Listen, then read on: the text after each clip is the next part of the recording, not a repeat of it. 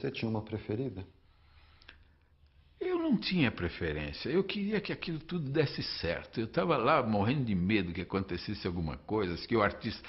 Tinha um problema, às vezes você ia procurar o artista, cadê o Chico? Cadê o Chico? Vai atrás dele, etc. E está tomando um troço no botequim ao lado. Quando a gente estava fazendo tudo aquilo, o objetivo era fazer um bom programa de televisão. O festival nada mais era do que um programa de televisão. Só que, de repente, por força de uma série de circunstâncias, ele adquiriu até uma importância histórica, política, sociológica, musical e transcendental, e etc. Mas naquela hora você não está sabendo que isso vai acontecer, porque isso aconteceu ao longo do tempo, né?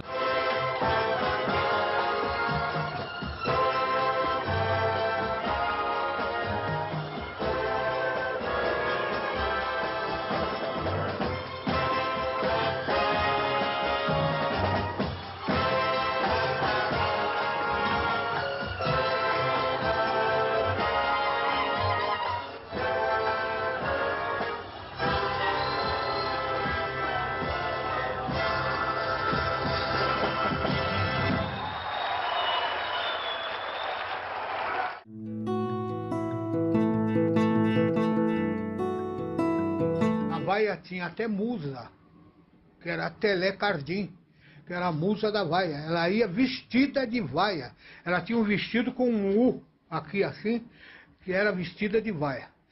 A vaia era muito divertida, porque em geral quem vaiava era estudantada, né? As pessoas mais velhas, essa coisa, não tinham disposição de vaiar. Mas esse foi o festival onde a vaia chegou no mais profundo da resposta.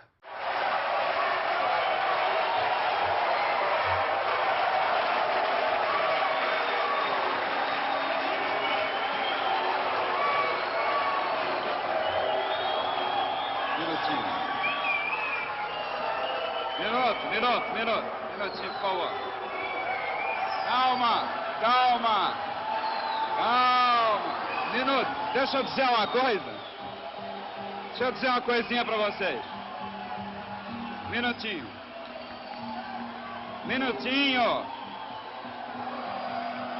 Assim não é possível. Momento, por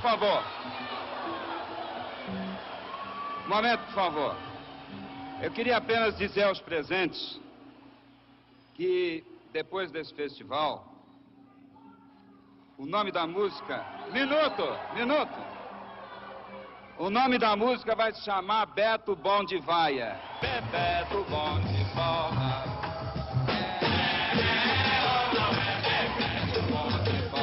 Foi-se a Copa e foi-se a glória, e a nação se esqueceu do maior craque da história.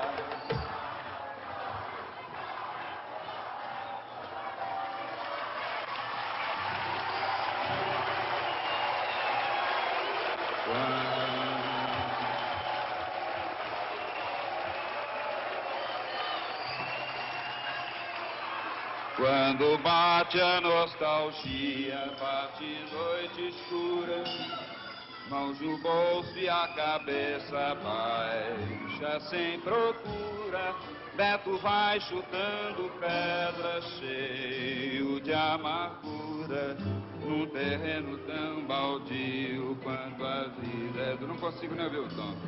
Onde outrora foi seu campo de uma aurora.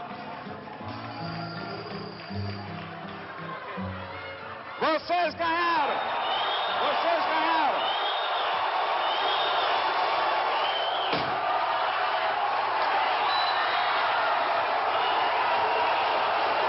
Roberto, eu vi você de um jeito muito particular que eu gostaria de descrever. Sentado com essa camisa discreta, nos bastidores, se abanando com uma folha do cenário. Realmente estava um bocado calor. Calor Tá forte? Mas por quê, hein, Roberto?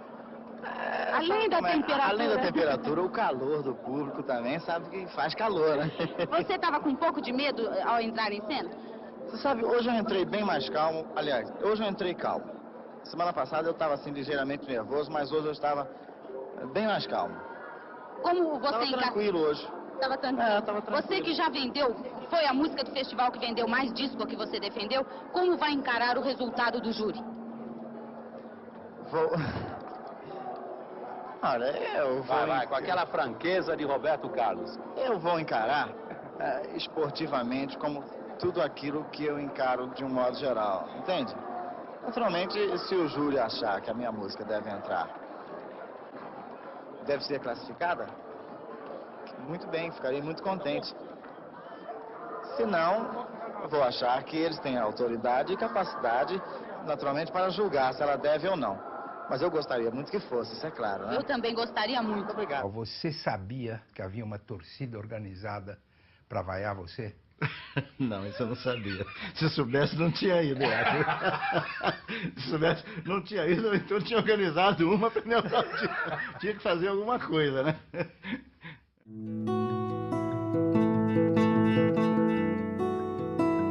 Você declarou uma vez que não fosse a sua música e a do Veloso seria a vencedora. Eu achava. Agora, tirando a sua, tirando o Veloso, entre as outras, qual é que você acha que ganharia?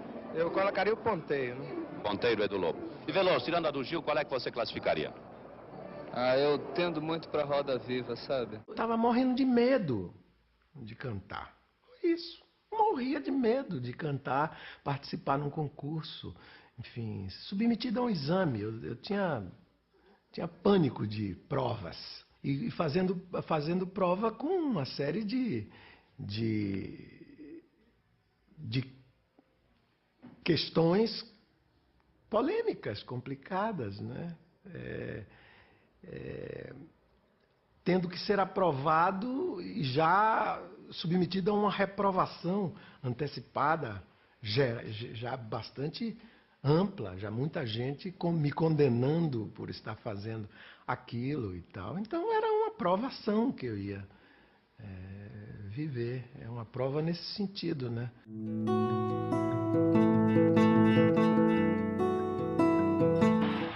Havia uma rivalidade muito estimulada pela TV Record também, que tinha praticamente um monopólio dos musicais da época. Em televisão não tinha novela.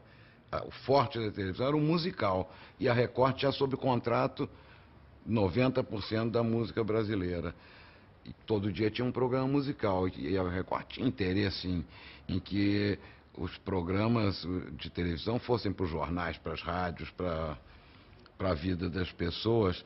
E então era engraçado, porque na época se dizia que a MPB era a música brasileira e a Jovem Guarda era a música jovem. E a gente se perguntava, meu Deus do céu, por que não pode haver uma música jovem e brasileira ao mesmo tempo? Uma pergunta óbvia, mas que era pertinente nesse tempo, a ponto das pessoas organizarem uma passeata em plena ditadura militar, com tanta coisa para protestar, organizar uma passeata com 300, 400 pessoas, com faixa, cartazes, e as pessoas gritando, abaixo a guitarra, abaixo a guitarra. É a guitarra elétrica como símbolo do imperialismo yankee, aqueles clichês do velho comunismo que estavam muito ativos na época. Eu participei de uma passeata contra a guitarra elétrica ao lado de Gilberto Gil. O Gil aqui, eu aqui. Fora as guitarras, fora as guitarras. A gente não queria guitarra elétrica. Eu sabia bem porque eu não queria. Eu sabia que o som da guitarra elétrica, atrás dele, tinha um monte de lixo de rock americano pronto para desembarcar no Brasil. Não era o Zappa, não. Nem Zeppelin. Era outra coisa. Olha, eu hoje faço minha autocrítica. Eu fiquei ao lado da passeata, né? Da passeata. Que hoje eu vejo até como uma coisa ridícula. Né? Claro, pouco depois eu me tornei produtor de discos e vi. É uma bobagem. Brigar contra a guitarra elétrica é uma coisa idiota, né? Uma bobagem. Mas a gente, nós nacionalistas, nós da esquerda e tal, nós achávamos que não podia, a música brasileira não podia ser invadida o que vinha de fora, né? E a guitarra elétrica era um símbolo dessa invasão. Tal. Mas eu fui pelelis por causa dela, enfim, atendendo a ela e evidentemente também há um grupo de colegas interessantes que também estavam lá, foram lá, cada um com a sua visão, cada um com a sua maneira de ver a coisa. A minha visão era essa, aquela disputa era saudável até certo ponto, nesse sentido, de estimular disputas, competições benignas e tal, mas eu não acreditava, não era um defensor ideológico da divisão dos territórios, não.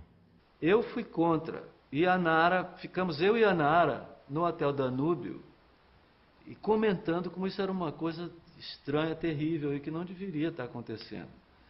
Aí o negócio passou pela rua e a Nara ficou, eu estou deprimida, isso parece uma passeata fascista do Partido Integralista.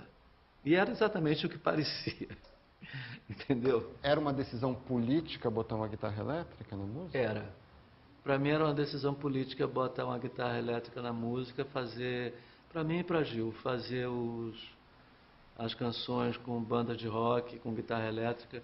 Era uma atitude também política e diametralmente oposta à atitude da passeata contra as guitarras elétricas.